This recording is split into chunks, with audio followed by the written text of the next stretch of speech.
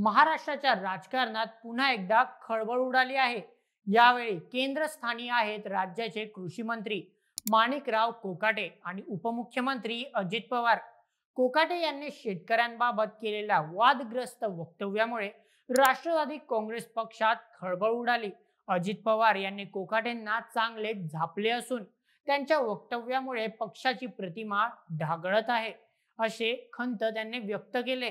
चला जाणून घेऊया या प्रकरणाचा सविस्तर तपशील आजच्या व्हिडिओमध्ये। नमस्कार, मी नील सोनार, तुम्ही पाहत आहात बोलेमेच।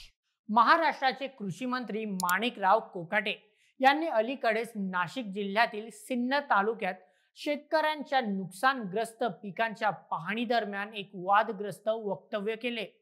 आता ढेकणांचे पंचनामे करायचे का, असे त्यांनी शेतकऱ्यांना उद्देशून म्हटले।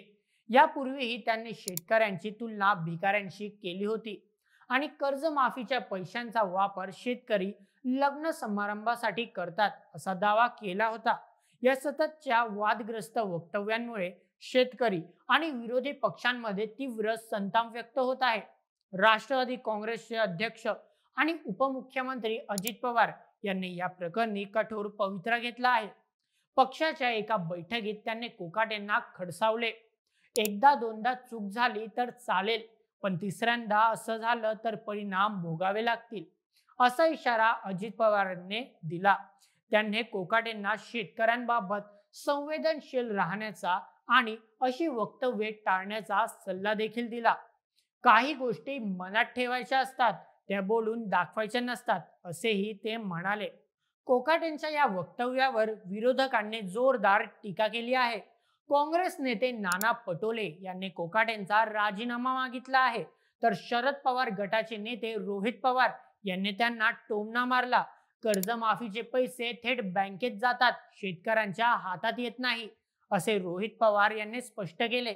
शेतकरी संघटनांनीही कोकाटेंच्या वक्तव्याचा निषेध केला आहे। यापूर्वी फेब्रुवारी 2025 मध्ये कोकाटेंनी शेतकऱ्यांची भिकाऱ्यांशी तुलना केली होती। आजकाल भिकारी सुद्धा 1 रुपया घेत नाही, पण सरकार शेतकऱ्यांना 1 रुपयात पीक विमा देते, असे त्यांचे वक्तव्य होते।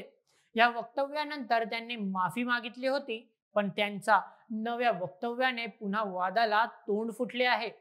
कोकाटेंच्या या कृतीमुळे राष्ट्रवादी काँग्रेस पक्ष अडचणीत आला आहे। अजित पवार यांनी पक्षाच्या नेत्यांना जनता दरबारात नियमित हजेरी लावण्याचे आणि लोकांच्या समस्या सोडवण्याचे निर्देश दिले आहेत। कोकाटेंनीही आपली चूक मान्य करत शेतकऱ्यांची जाहीर माफी मागितली आहे, पण त्यांच्यावरील टीकेचा सूर कमी होताना काही दिसत नाही। माणिकराव कोकाटेंच्या वक्तव्यामुळे शेतकरी समाजात असंतोष पसरला आहे, तर अजित पवार यांनी पक्षाची प्रतिमा जपण्यासाठी कठोर पावले उचलली आहेत। शेतकरी हा देशाचा कणा आहे आणि त्याच्या भावना दुखवणारी वक्तव्ये कोणत्याही नेत्याला शोभत नाही। कोकाटेंच्या या वक्तव्यामुळे त्यांचे मंत्रिपद धोक्यात येईल का, हे पाहणे उत्सुकतेचे ठरेल। महाराष्ट्राच्या राजकारणात हा वाद किती पुढे जाईल याकडे सर्वांचे लक्ष लागले आहे। तुमचे काय मत या पूर्ण प्रकरणावर? तुम्हाला काय वाटतं, कोकाटे हे बरोबर आहे की नाही? तुमचे मत आम्हाला कमेंटमध्ये सांगायला विसरू नका आणि अशाच व्हिडिओंकरिता सबस्क्राईब करा बोलेमेच या आपल्या YouTube चॅनलला।